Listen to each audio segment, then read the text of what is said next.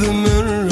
Kaşların yay baltıkan, sallanıveydin çıkanda, eleme tay baltıkan.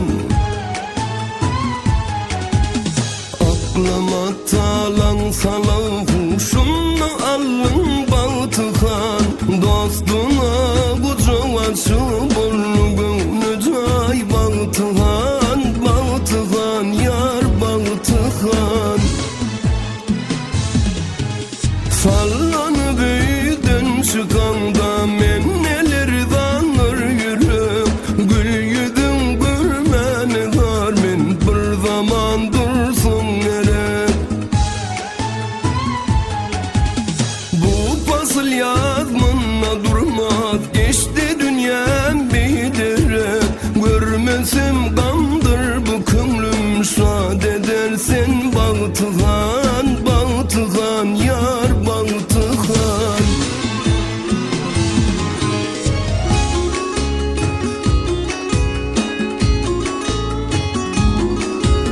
Yar bakay, kök velayetlerini gezdim, görmedim sen ney peri, görmedim sen dey peri. Senin özgün yok mu darım, iki çeşmim revşeni. Giyinip lavli cuvahırda konu baltın ziri, her zaman çık sallanıp huşumlu alvayı baltıkan, baltıkan yar baltıkan.